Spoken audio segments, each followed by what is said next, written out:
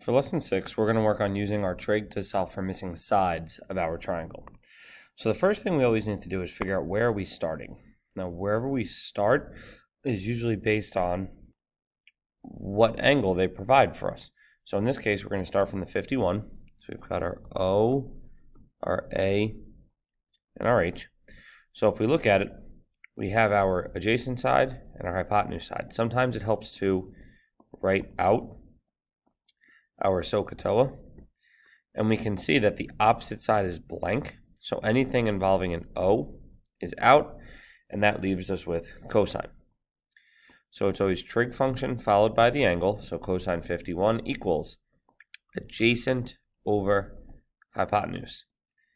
So now what I have to do is always put it over 1 and cross multiply, so that this way everything sets up easy.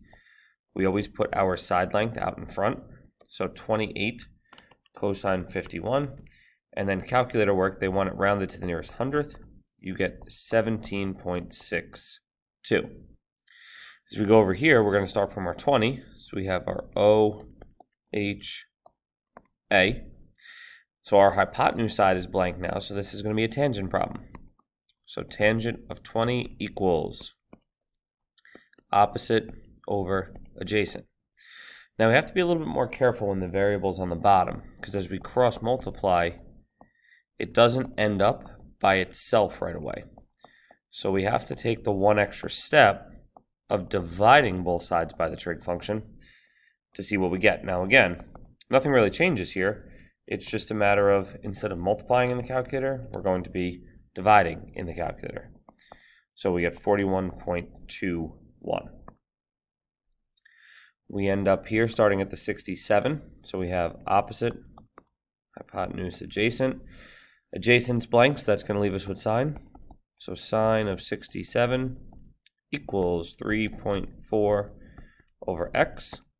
This is another one where when we cross multiply, the trig function, or excuse me, the x is not automatically by itself.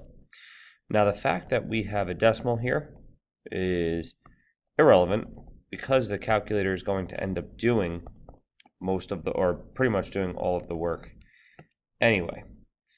So 3.4 divided by sine 67 gives us 3.69.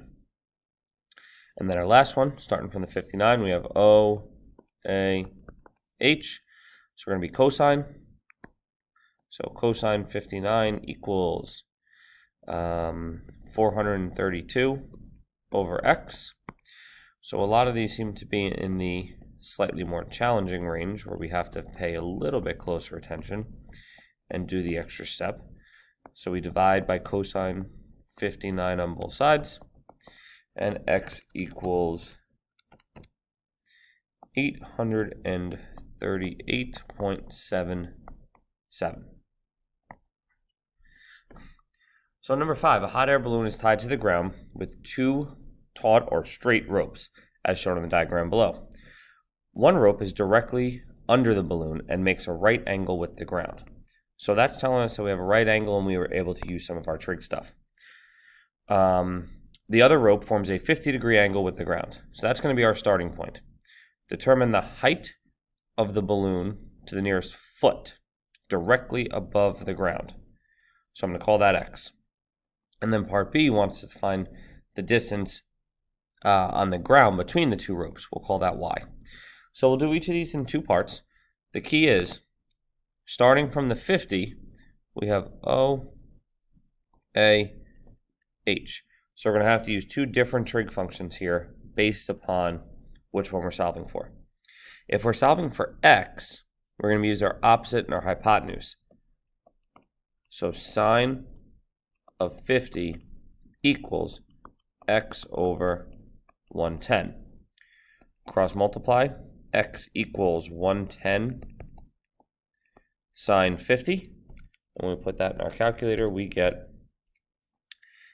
84, and this is the nearest foot, so 84 feet.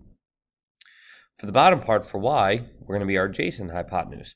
I would not use that 84 we just found. It's a rounded number, so therefore, it could screw up our answer if we don't have to use it. In this case, we don't.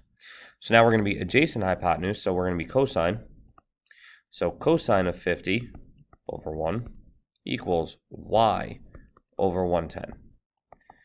Cross multiply, we get our variable by itself, put that in our calculator, and we end up with 70.7, which is really 71 feet. And that's a little bit of some of our applications with our trig questions.